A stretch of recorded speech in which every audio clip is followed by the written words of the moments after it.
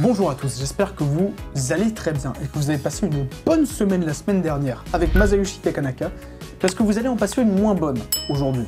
Ne me remerciez pas. On va parler de l'Afghanistan. L'Afghanistan, c'est un pays qui est surnommé le tombeau des empires. Que les Anglais s'y sont cassés les dents, les Russes s'y sont cassés les dents, les Américains s'y sont cassés les dents. Et on va parler du côté russe aujourd'hui.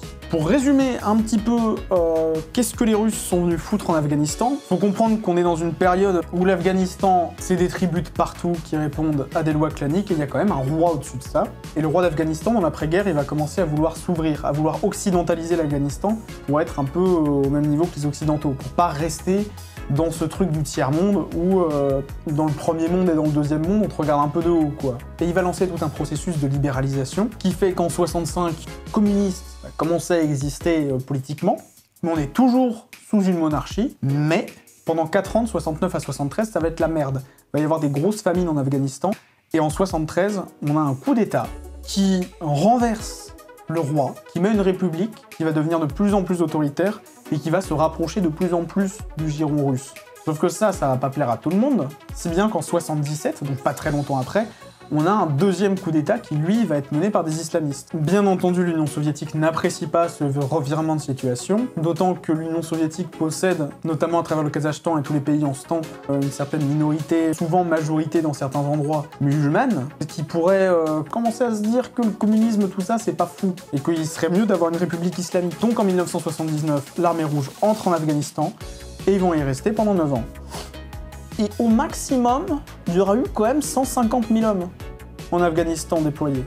C'est pas les 450 000 Américains, c'est déjà pas mal. C'est un bon bout de monde. Et alors, je vous ai parlé du Vietnam, parce que les guerres sont vachement similaires. D'un côté et de l'autre, c'est une grande puissance qui va se mêler d'une guerre qui oppose deux camps, à savoir, au Vietnam, c'était des communistes, et pas vraiment appeler ça une démocratie. En Afghanistan, c'était des communistes et des islamistes. Dans les deux cas, ça a été des empires qui sont arrivés avec des gros moyens et qui se sont fait jeter dehors. Et alors, si musicalement, quand on vous dit Vietnam, on pense à ça. Colombe 4, ici, Grand-Duc Suisse. Allez, assez rigolé, en avant. Ah, c'est ça. Faites la gueule, hein.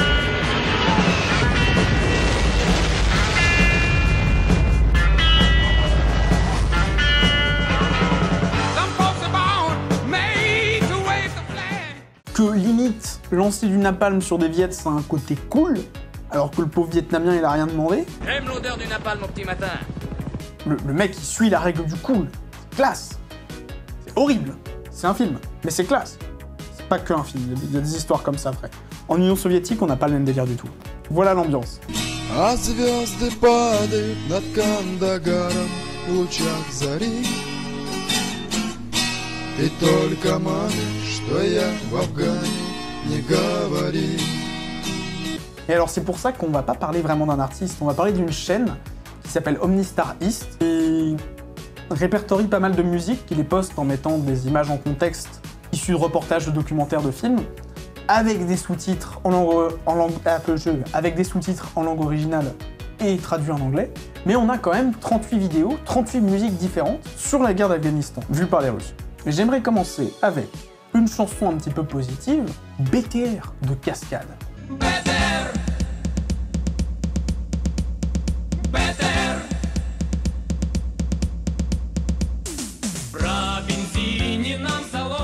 Petite parenthèse, le groupe est mentionné ici. Et c'est pas le cas sur toutes les vidéos, des fois c'est juste un pauvre Pégu qui est filmé en train de jouer avec sa guitare. Bon, là c'est une vraie musique.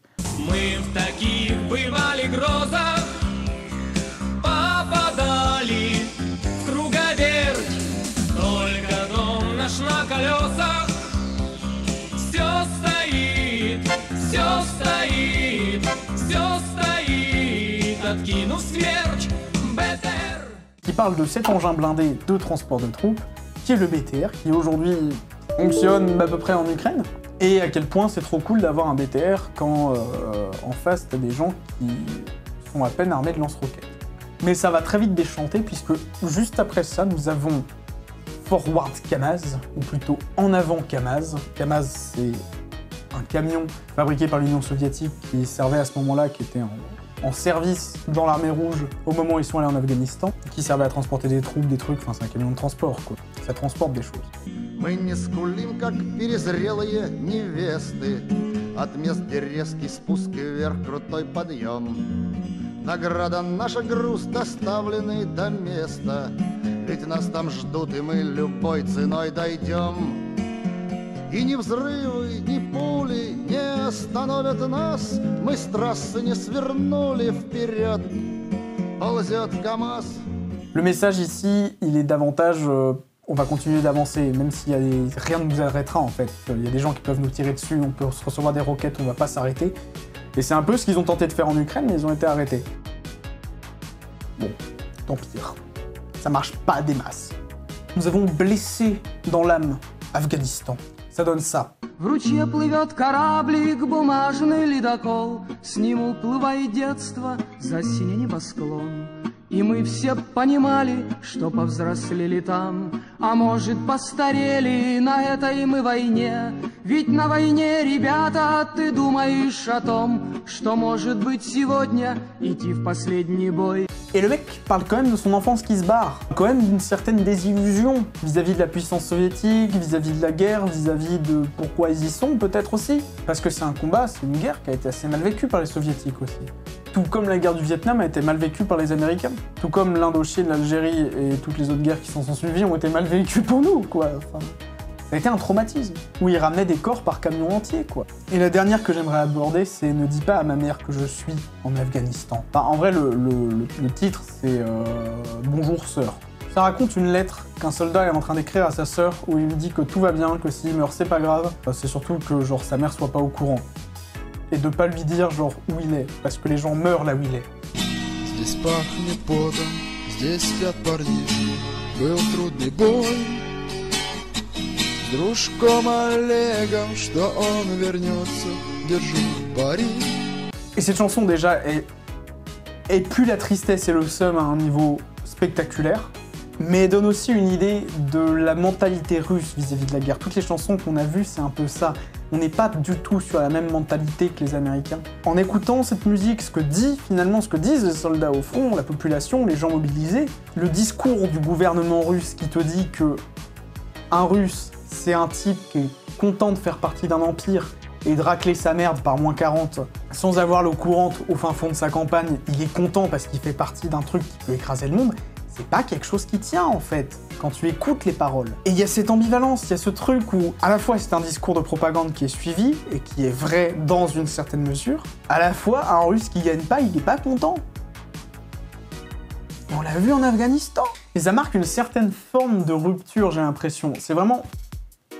À ce niveau-là, c'est de l'impression. Mais entre ce que dit la population russe, des jeunes qui sont occidentalisés, qui ont découvert la musique, qui ont découvert des trucs, qui veulent se barrer parce que la Russie de Poutine est en train de devenir fasciste et qu'elle est déjà fasciste en soi, et qu'ils n'ont pas envie d'être envoyés pour aller clamser en Ukraine, tu vois un peu le même truc avec ces chansons d'Afghanistan, de soviétiques qui n'ont pas envie d'être envoyés par le gouvernement central pour aller se faire tuer au milieu du désert. Et c'est ce double discours que je trouve fascinant. De l'armée russe est la plus forte, youpi youp VDV. Et en même temps de cette déprime, cette corruption, de ce truc où l'armée russe, elle a jamais brillé. Et c'est toujours fait rétamer la gueule. La seule fois où elle a vraiment brillé, c'était pendant la Seconde Guerre mondiale, et encore, c'est l'hiver qui a sauvé l'existence de la Russie. La flotte russe, c'est quoi ces faits d'armes? C'est 1905, où ils ont failli se brouiller avec l'Angleterre sur la route du Japon en partant de la Baltique, où ils sont arrivés, ils avaient déjà plus de munitions et ils avaient peur et ils se sont fait rétamer la gueule par les Japonais. L'armée russe, c'est quoi? C'est les défaites face à Napoléon, même si la retraite de Russie, c'est des défaites.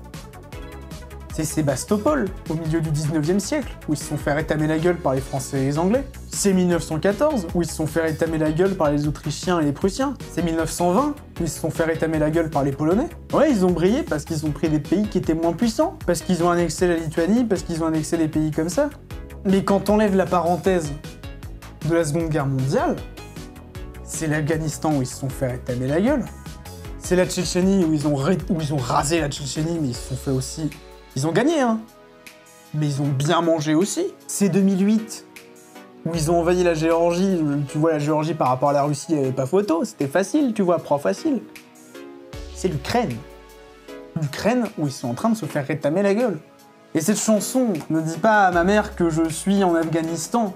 Elle existe dans 3 versions. T'as une version afghane. Ты только маме, что я в Афгане, не говори. T'as une version tchétchène. Ты только маме, что я в Чечне, не говори. Mais t'as aussi une version ukrainienne.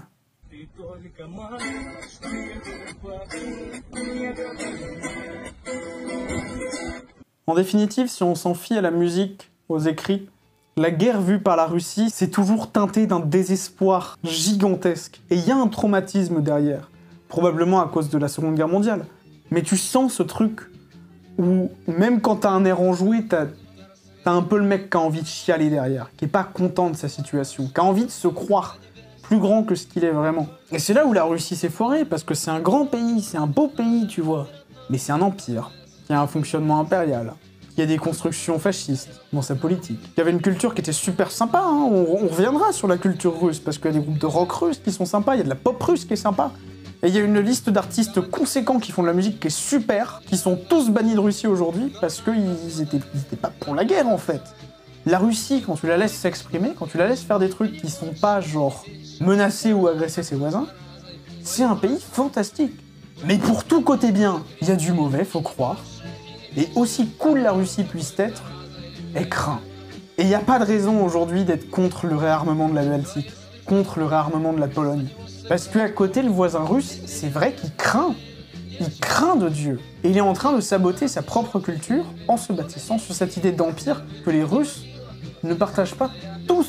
Voilà, c'est un sujet qui me passionne, la Russie. Donc j'espère que j'ai pas pris un ton trop condescendant. Et j'espère que vous aurez apprécié, quoi. Si c'est le cas, n'hésitez pas à vous abonner, partager, liker. On se retrouve la semaine prochaine, où je serai sans doute habillé autrement.